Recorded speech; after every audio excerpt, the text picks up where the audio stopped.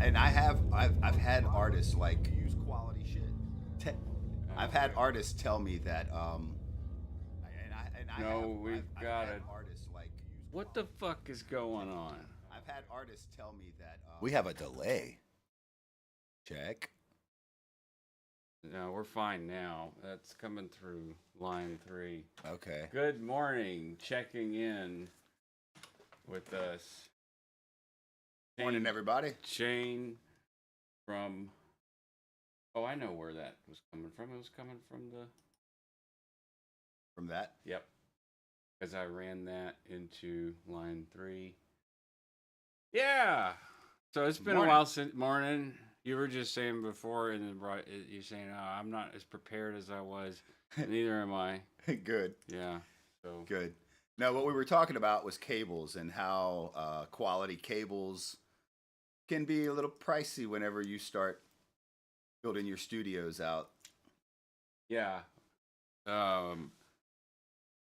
I forget what the other brand is that you told me, but Mogami is definitely like once you taught me that, I swear sometimes I cuss you for that because because once you hear the difference, Yeah. you can't go back to cheap. You hear all these guys, the guitar players are chasing the tone, Right. like true bypass, Well, and like what they don't- true bypass on a pedal board. Like they'll go and spend a couple grand, Right. to get this like point to point setup to where When your tone is all in your speaker. And they don't realize that. If you're if you're searching a tone, you're really searching for what speaker was used for this recording, because you really got to research that. If you're going to be if you're looking say you're looking for that Metallica Ride the Lightning tone, you're going to look for greenbacks because that's what they used in a Mesa Boogie. So yeah. So you hunt down. That's where your tone is. All this tone wood that people buy into. Man, that's a marketing scheme. And I know because I'm a sucker for marketing schemes. I'm a sucker for that. If you say limited edition, I am buying it. Oh man, that's great. You know what I mean? Yeah, like especially when it comes to music stuff. Like scheme. when it comes to vinyl. Oh, 2,000 copies were pressed. Well, I got to have one of those. Yeah. You know, I mean. There were only 100 Lingus vinyls pressed. Nice. Only 100. Are they all gone? Yeah. Well, I mean, they're all spoken for. Nice. Yeah. Nice. I had a couple extra, and Mark Robertson had found somebody who were friends, Right. and they were like, "We don't have one." So yeah, I had 4. I think I sold one to Bam. Sold no comment. well, whatever. No comment. I think he wanted to print some more. Because Mark Robertson had told me that he wanted to print some more, and Bam was just gonna go print them. Right.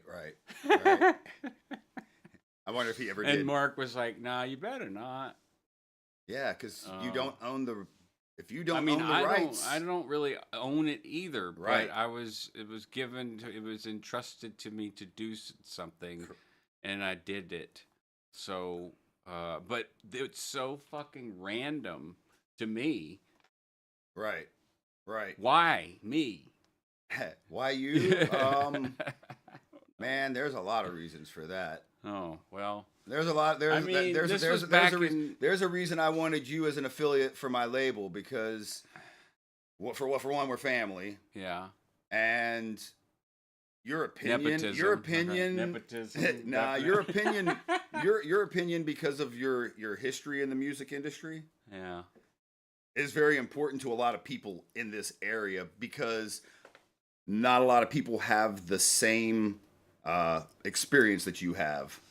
And nobody has the same experience as period. anyone. Yeah, as anyone, right? But you have with your history. Yeah, whenever I explain to people your situation, and I tell them about the commercials and the music that you were doing back in the day for a particular group. Oh, they're like, I'm like, all the commercials you saw in the 90s and the early 2000s, that was my cousin. And they're like, are you serious? And I'm like, now do you understand why I go to him with like his opinion matters on my mixes because this dude did it professionally. What commercials? Yeah, I don't want to talk about the group that you were in. Okay, good. Thanks, I appreciate that. You know what I'm talking about. Yeah. Now. Yeah. Well, yeah. People who know, that's all, but whenever I tell people that, they're like, "Are you serious?" Like he was the one doing that, and I was like, "Yeah, he was the head of video production. He was the head of the recording. He was the one writing the music for this stuff." And they're like, "Good God, that really is a big. That's about as big as EMF Studios doing the Rocky IV soundtrack in Lake Charles, Louisiana. You know what I'm saying? I mean, to me, that's as big as that. Like what you told me before when we were talking about Jimmy Dong about getting them back together, and you were like, if we did that to you, that's as big as Acid Bath. I can't compare that. That's because I just can't see it. Yeah, but to me, it's very, very. And then that is kind of in the works right now. That's so awesome. That's so awesome. I am also trying to get something going on my own. I've kind of got a project that I need to get out. Shit, me too. Got so many. I after taking care of my parents, I kind of came up with an album title called Dementia. Dementia. Yeah, and it'd basically be Shane Dong Dementia. Like dementia. Like dementia. I could see that like a really like very punk rock. That's what it will be. Yeah, album cover like I'm gonna dement you. Kind of right, but that's like the whole like thing is a play on words because it's got to be tongue in cheek. Yeah, no, that's perfect. So let's. I got Satan's Highway right here. I was gonna say, yeah. Why don't we? Let's give them a little taste of. This will be released very soon. I own all the rights to this. I wrote it. So, me and Daryl Olbrey, who was Jimmy Dong. I was Shane Blockhead. Everyone stuck me with Shane Dong, so I've been living that name for 19, 20 something years. But this is where the nickname comes from. You see, we can do this without.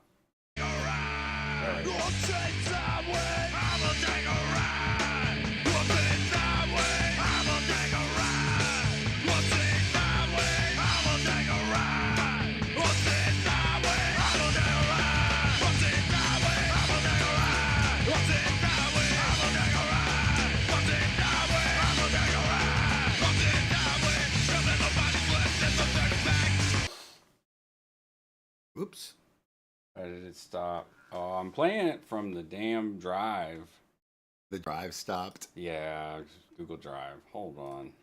You're good. I have. Just make him listen to it again. Yeah, totally. Because I have it downloaded already. Where did I put it? Should be in downloads. So before people even judge the song, Satan's Highway was a strip between Orange, Texas, and Sulphur, Louisiana, because this is at one point in time where the Sulphur PD was just pulling people over at random and stealing their money and drugs, taking their drugs and not arresting them. So every time we would drive back with some weed from Houston, we were always like, we're taking a trip on Satan's Highway. So we were like, let's make a song about it. And this is what we came up with. This was actually on a couple of compilations back in the day. One for Broken Note Records, and I miss one those. For, I miss compilation records. Well, that's coming soon. I miss that. That's coming soon. We were on a few. As far back as in the mid to late '90s, like Cartoon Suicide was on a few compilations, and then Cortez Del Mar was on several compilations. Right. Those were good. I mean, it was fun. It was fun to go into the studio, work on a song that you've been playing live for people all this time, and then you go into the studio and you send it off to be put on another disc that's got all these different artists, and when you go through, man, you might have a hodgepodge of artists where, like, we were on one on the Chicken Ranch Records. Chicken Ranch. Out of Shreveport, Louisiana. We were on a comp with Neutral Milk Hotel, of all bands. Yeah, see, that's why I like compilations, because you. And I was so stuck up back in the day. Yeah. I was like, oh, I don't like that. But now, like, that's one of my favorite bands. It's like, not one of my favorite bands, but, like, there were bands that, like, the ones that Cortez was on, the Americana Greatest Hit, or nice. Best of Americana Volumes nice. 1 and 2.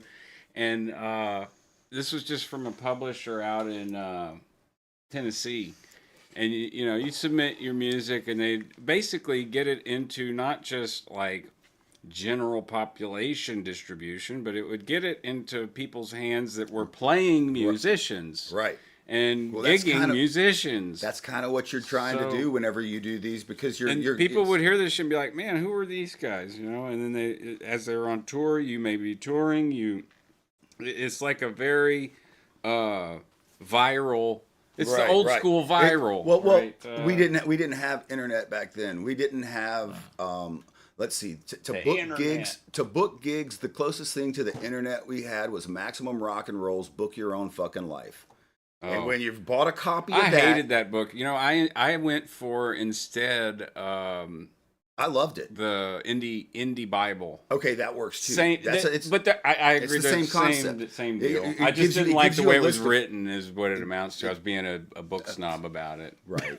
But I liked the way it was written, because it was like magazine format. Yeah. And you just had all these clubs listed, what city. Right. And it was a good investment back in the day. Now everything's done online. Like, the kids these days don't get what we had to do. We don't even get what we were talking about last night about Uncle Tony's. Your grandfather, my uncle, great uncle, back in the 20s, when he was forging out Cajun music for the masses, how they would play a house party, get paid maybe $5, which in the 20s was a good bit of money. Yeah. And then they would hitchhike separately or one would catch the bus, and then the next thing you know, they're in this next town and they're meeting up, and one member might not make the next gig. Right. Because he couldn't catch a ride and he was walking. Or with some chick. Right. Right. And the fact that, you know, it went from these cats hitchhiking to us using a magazine or a book to find our places to play, to now we hop on a box, type in the shit, and then book it. Done. You know, it's not the same. No, it's different in the like in the social sense. It is. I do feel like we've lost the socialization of it. Yeah. We have. And I don't like that. I don't either. Music's supposed to be personal. Yeah, there's relationships, man. Yes. Those relationships are important. That's what we're trying to rebuild. Yeah. I want to build a network. I want to see a network of artists and music, you know, labels working together instead of it being one label, which when I went to Austin, I got to talk to Ryan Young of Anxious and Angry Records, which is Off With Their Heads. And when the first thing he told me was, you want to throw away your money too? Yeah. And then laughed. And we both kind of laughed about it. You know what I'm saying? I'm like, yeah, because it kind of feels like I'm throwing my money away right now until I have a product to put out. Yeah. You know, I kind of started ass backwards. You're supposed to have a product and then start the label. And I started the label and like... Where's the product? Right. Now... we got some product in the inbox here. We do. There's stuff that's coming, but that's from the back end. What do you want to play here? Let's play something. Man, go back to Satan's Highway. Yeah. Right. Let's hit that for him, and then this is a band I was in for 6.5 years.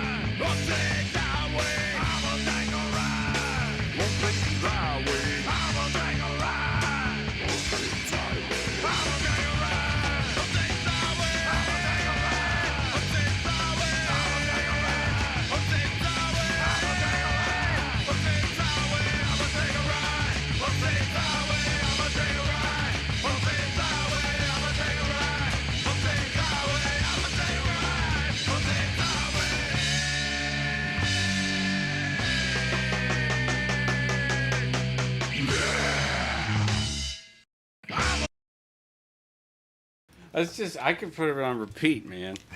No, that the thing about that song when I heard it, the kids were here. Yeah. And I played it through the loudspeakers here, and I'm like talking to them, and I had a nostalgic moment where I was like, so there was this place downtown Lake Charles that me and my friends would go, and you had this card, and it was called Pourquoi Pas. Yeah. And this is how it would go, and I played the song, and I was when we played there. When we played there, it was one of our last times to play there. We hold the record for the most broken bones at a show in Lake Charles. Wow.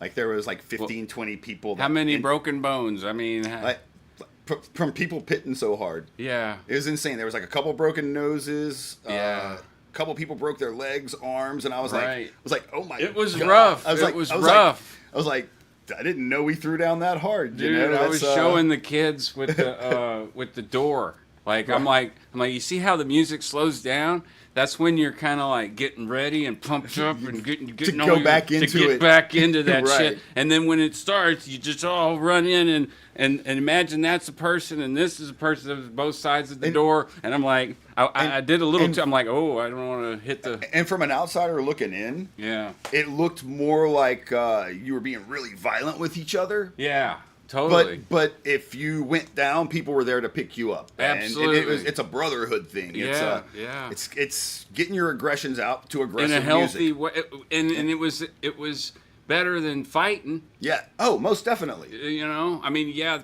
some like you said, some people got broken bones and shit, but it wasn't out of malice or hatred. It was accidental. Yeah, it was accidents, just, and you got. The people that did ended up with those broken bones ended up getting carried out by their friends. Yeah, to and the brought to an ambulance or brought to the hospital. So it wasn't like, it wasn't like you were left alone to fend for yourself. Kids at Barb, couple kids from Sulphur. What happened to you? Oh man, I broke my freaking tibia at. When it got bad though, when it got bad though was when like the jocks. Yeah, they got in on it. Realized what slam dancing and moshing was. Then they could go in there and do their bully shit. And they thought that they could be dicks. Yeah. And Good morning, my blues. Music is medicine. You want some? Yeah, let's go hit that. Hit Mars Needs Women. This is the first band that I was ever in when I was in high school. This was actually, I can tell you this because I have the 1/4-inch reel at my house right now. This was recorded on Friday, November the 13th in 1992 at Production House in Beaumont. Ken Turner was the engineer behind this. Oh, really? Yes. In fact, his nickname from this recording session is Ken Too White to Care Turner. I didn't ask for a word count. Give me the message. You won't believe it.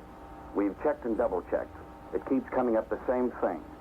Colonel, the message is Mars needs women, women, women, women, women, women.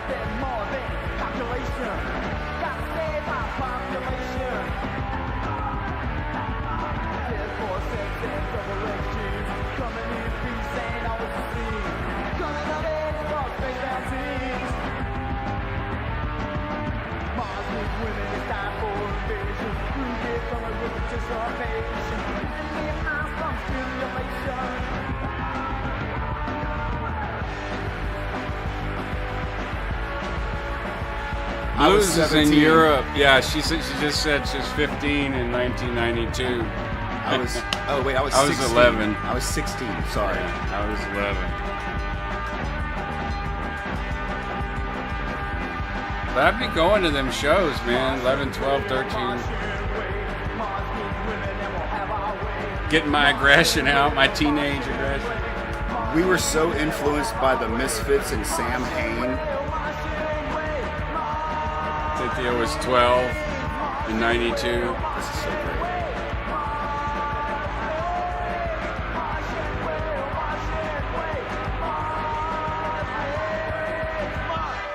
I was so young singing that. Yeah, man, that is. I've listened to that and go, man, I will never record anything vocally that ever sounds as good as that. Probably ever again, because I was that was like, if I knew now, back then, like if I had the knowledge now of my vocals, of what I could have done, I wouldn't have held back. Oh, I understand what you're saying. You know what I'm saying? Like, because studio work now is fun. It was kind of stressful before. It was. I know what you mean. When I was a teenager was uptight in the studio, like at the show Saturday, I was. Which show? Where was the show? Blue October in right. in Houston.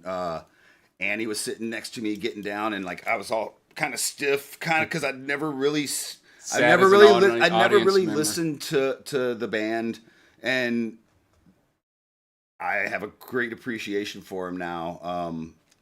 That dude is one of the most positive frontmen I've ever seen in my life, and I think we need more of that.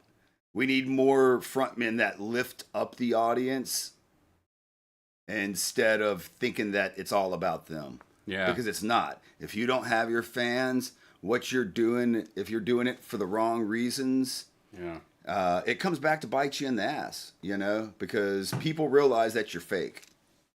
Yeah. And there's a lot of those around, and it's a shame. Yeah. Shameful. It is. Like I think what I would love to see for the Lake Charles music scene is it end up being like the New Orleans music scene, which when Jeff Louvier explained it to me, he said it's the most incestuous music scene that you have ever seen. And I was like, what do you mean by that? I was like, because incest means that you're fucking your family member, And he goes, well, this guy plays drums for this band, this band, this band, and this band. This guy plays bass for this band, this band, this band, and this band. Right. This guy plays guitar for this band, and so on. And they don't get greedy about, oh, you're in our band, blah, blah, blah. It's an actual community, a healthy community, exactly. And that's something that I have yet to ever see in this town, and I want to see that happen. Yeah, me too. I think the two of us together, we make a force that can make that happen. Oh man, I think it's kind of there's a yin yang element here, because I'm more pessimistic about it, I suppose. Because coming back here, when I left here years ago. This place. Yeah, I hate it. We both hate this place. But and like you said, why did you start a record label in Lake Charles? There are things I love about it because it's where we came from. It's like there's a reason Brian Moore didn't leave. An egg, or like an alien, egg. Maybe we had it just hangs one of the around best bass players spawning point in the nation. One of the best players in the nation. Yeah. He got offered recording contracts in Nashville, in Los Angeles, in New York. He got offered all of this stuff. Yeah. And you know what he told all those people? Nah, I'm sorry. I've got friends back home that I'd rather go support them and see them and build them up. And that he was the person who was the community. He is what made our music scene a community, because he was the most positive person out of any musician in this band, in this town. Yeah. Now, you know what I'm saying? If you think about it, he wasn't stuck on himself, where most musicians are.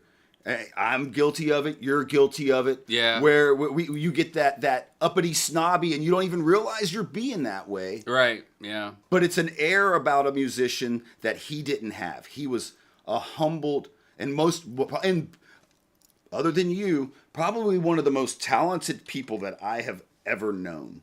Like, you make me sick. I'm not gonna lie. You make me sick. Like, you pick up the piano, you can play the fucking piano. You pick up probably a violin, you can play the violin. You play the guitar like nobody's business. You could play the bass like nobody. I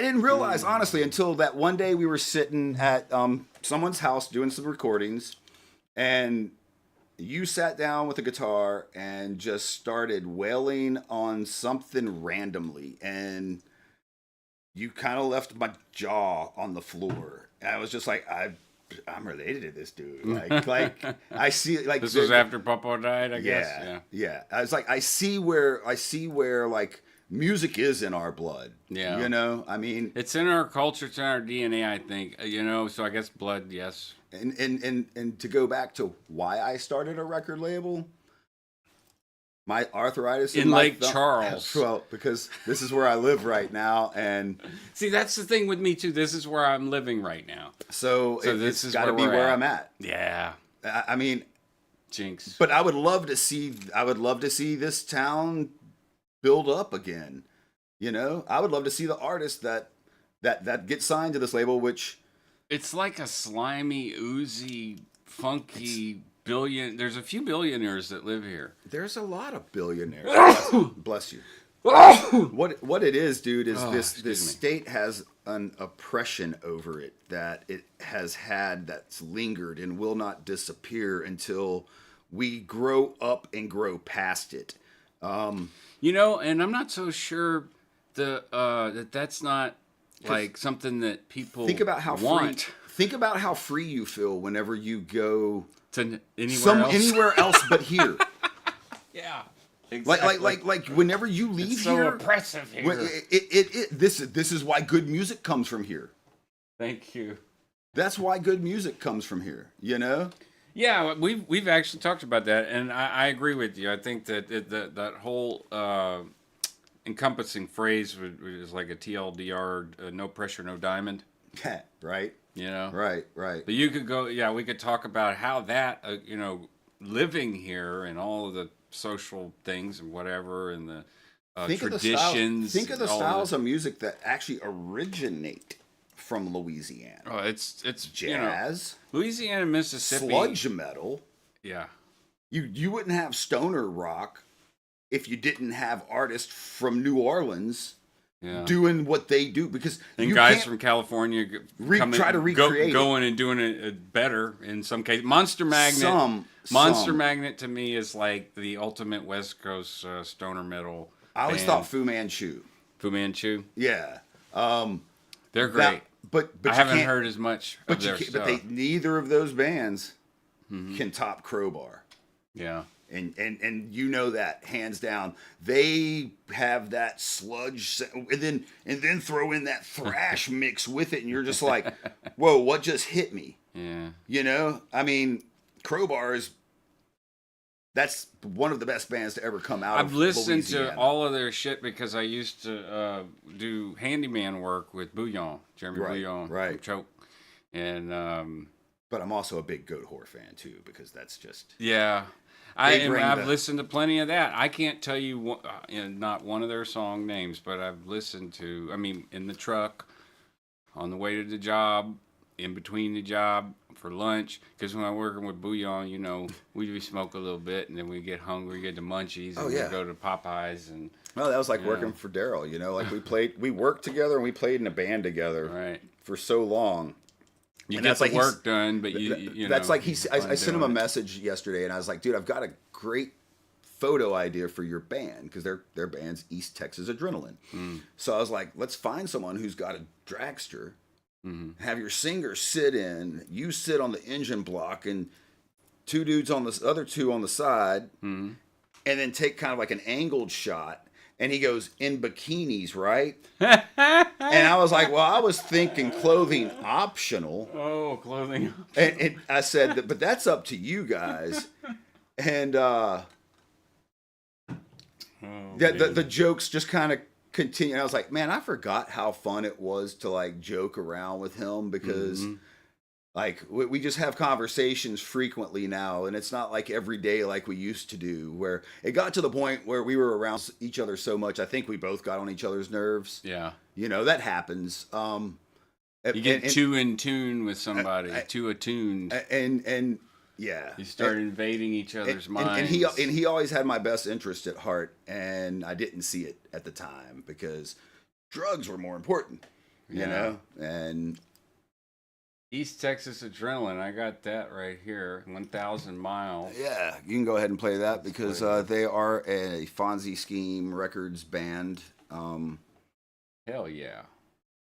1,000 Miles is the name of the song. This was actually written about me while I was living in Colorado, coming down off of speed, trying to kick my addiction. And I gotten to the point where I was like, you know what? I'm just going to pack up my dog and my cat and I'm going to walk home. And they thought that I was nuts and wrote a song about it. So that's what this song is about. Blues is a European listener, and she thought that was funny. She made a comment, said a bathing suit like Bruno. Yes. Yes. That would be hilarious. This is East Texas Adrenaline, 1,000 Miles off Fonzie Scheme Records. On the Bayou broadcast, I did not even introduce shit. I didn't run my intro. We just ran straight into it. That's okay. Yeah, that's all right. It's all right, man. This is punk rock. There's no set way to do anything.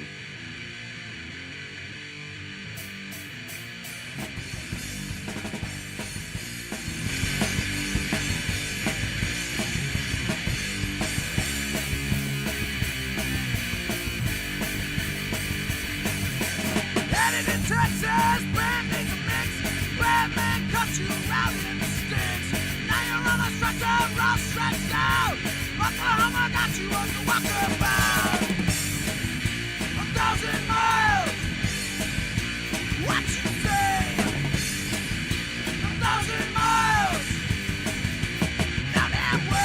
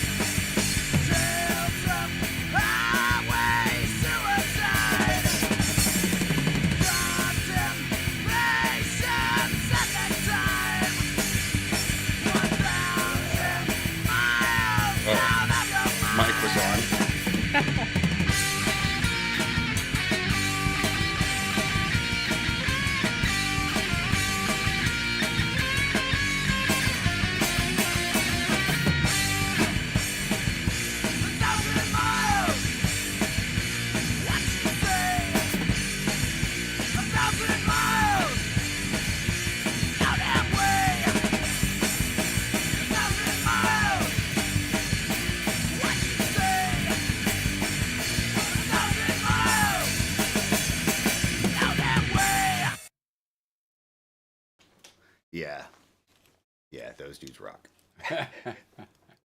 Man, it's the shows that for me that like in the recording, getting that same energy that you get from the show right is crucial. It's and hard probably to do. hard. That's the hardest thing to accomplish. Imagine it is without it sounding polished and fake. Yeah. I mean, and I gotta respond to Mind My Blues. Yeah, man, I've never been called a legend ever before. Thank you. That means a lot more than you know, because I definitely don't feel like one. Yeah, that's really sweet. I don't even know how to like. I don't either. That's why you didn't know how to respond. Yeah, that's why I didn't say anything. But I had to bring it up because I've never had anyone ever call me that.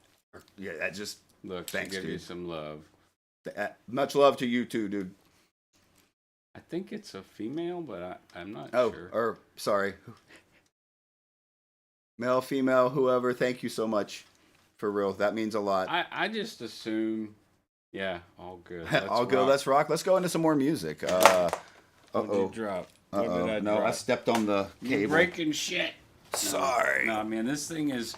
I'm gonna throw in a free promo for Sennheiser headphones because I've dropped these things. I've had them for almost a decade.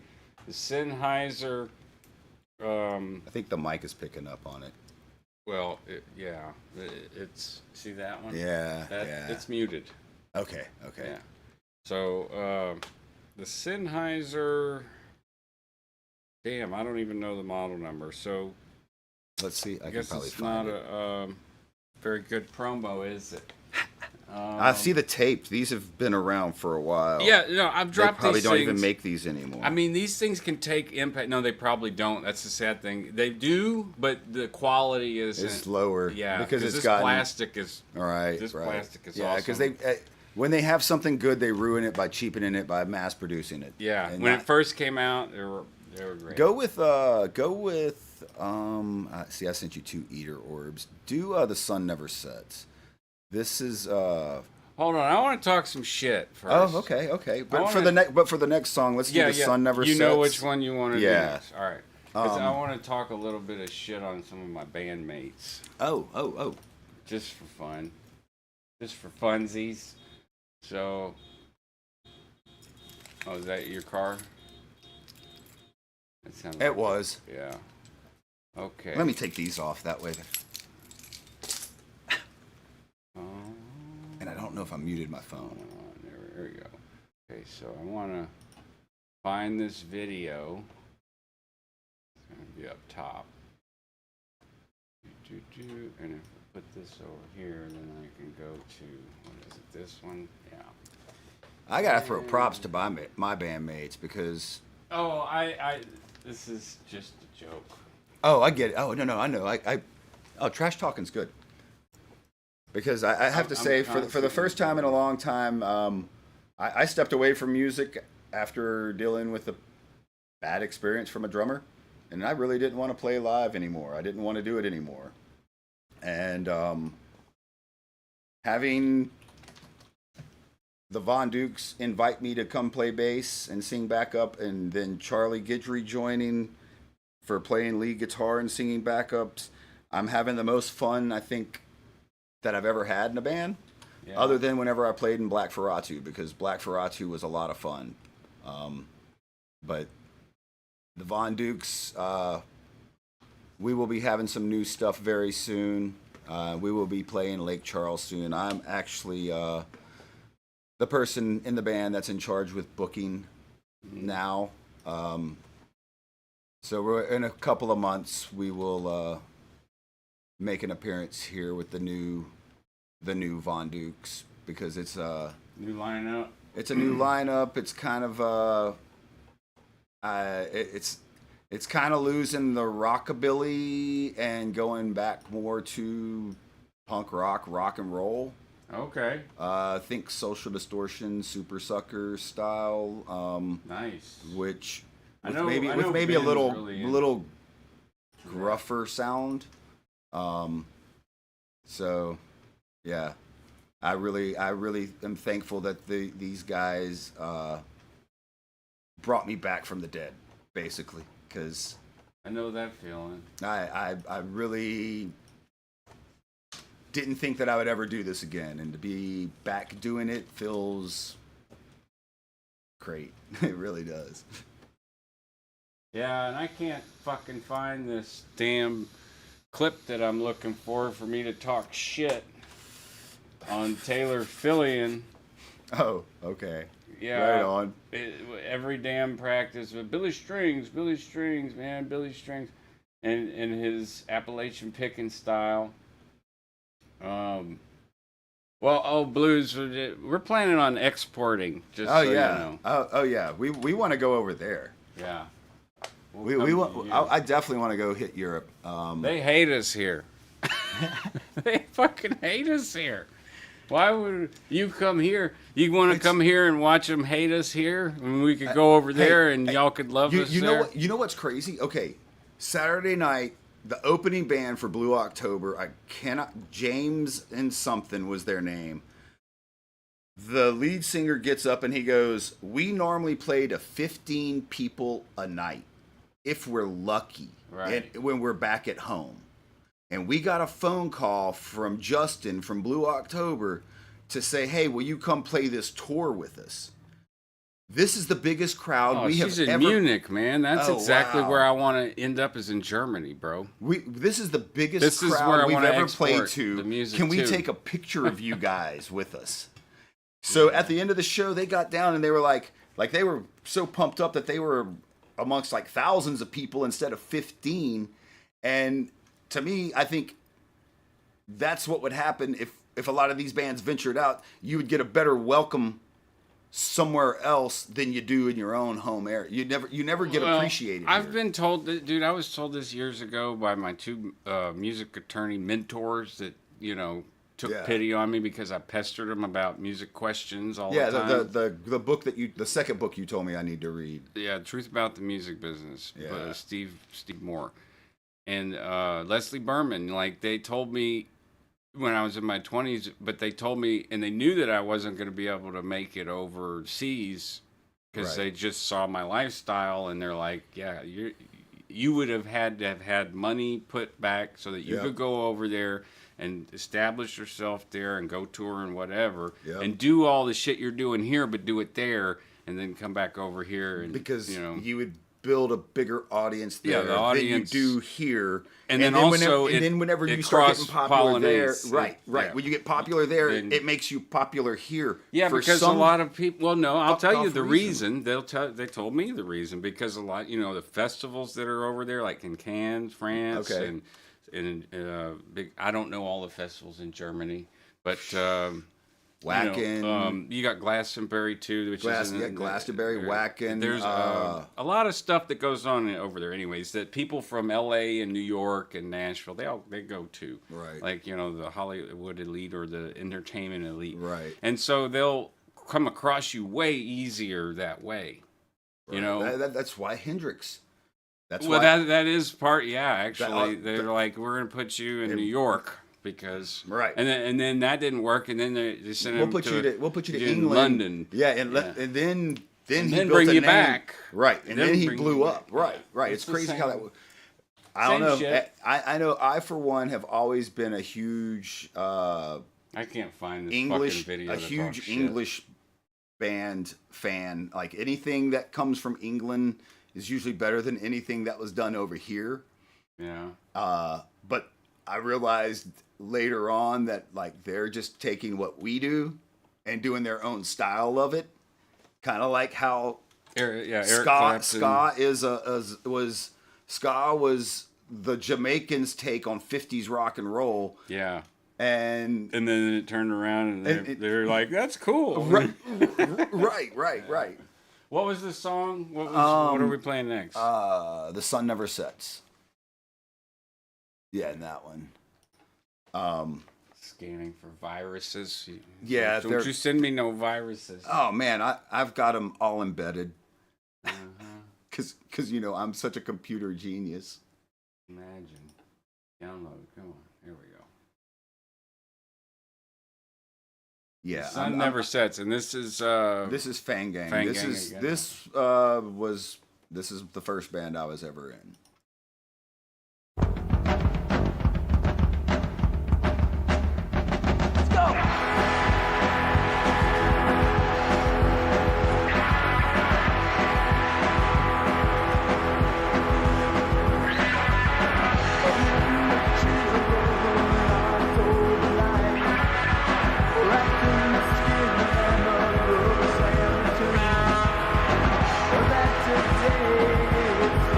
Today it seemed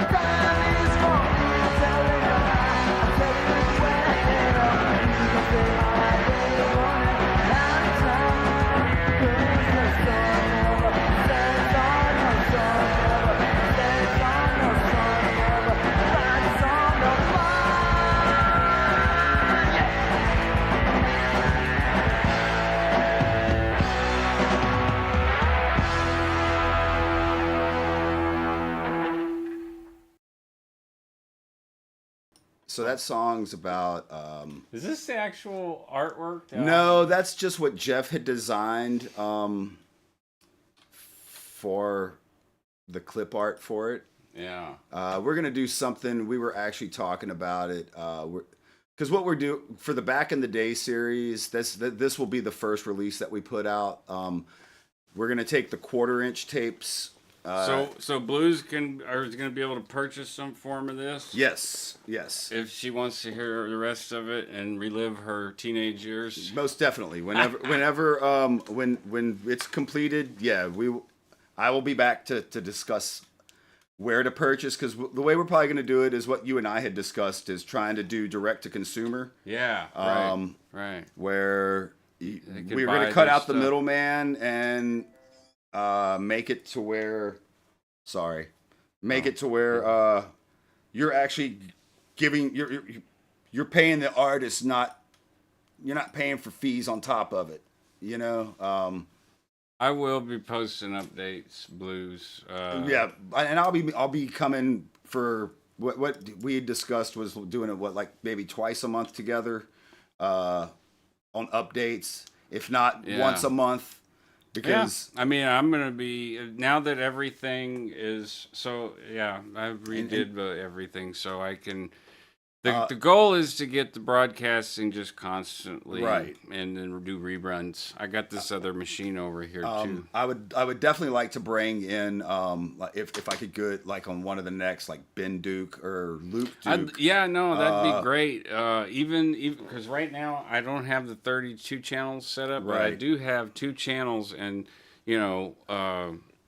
this mic is fine. Like I can plug in. Like I said, I can bring my mic. I have 2 that I could bring if we need. We have an electric. Basically, between these 2 channels, we have an electric guitar, an acoustic guitar, right. and we could actually do some acoustic performances for these people. I mean, if that's what if that's what you guys want, I mean, we can do that for you. He's got his keyboard too, so we'd actually have keys as well. I have my CP30 that I could do. Yeah, but, that thing's amazing. Well, that's what it would have to be until I get this sorted. Have some. I can't run one-off jam sessions in here where people get to see something that. Yeah, that's in the works for sure. I haven't shown off the studio yet.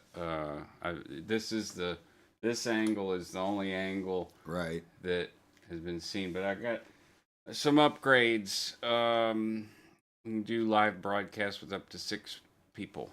Yep. I just have it. I mean, that's the That way we can start capability. We can now. start bringing full bands in. Not right. That's the capability that I have right now. It's not the reality yet, but the capability is there. Right. So that means I need to get everything wired in and then tested and do a test recording and all that. Yes, please and thank you. Yeah, we will. Well, yeah, that's what's about to unfold. At what speed and whatnot? I don't know. I don't know. Probably get it before we're dead. Oh yeah, He's I don't got plan a on fucking deep vein thrombosis maybe. going on. I don't know. We're gonna find out after this. Well, it's been real. I did keep these at an hour, the Bayou broadcast, Right. and this was good because it was fun. Yeah, I mean it's not too long. It's a good way to start the if morning. If we're gonna off. do performances, then it'd be something like this, and then like a hang, and then some jam, or a jam, and then a hang. Yeah, because that way you get everybody coming down off the jam, because that's whenever you can have the better you'll have the more intimate conversations with people. Well, when I play, I do. I don't know if I get dopamine necessarily, but I do. Yeah, probably. I mean, yeah. Gotta be, because I get so high, I'm not even there anymore. Right. I don't even exist. That's the joy of playing music, man. Is that you disappear to your happy place. Like that's why we do it, is because it's what makes us happy. Yeah. Thank you guys for real. On that note, goodbye, blues. See you later.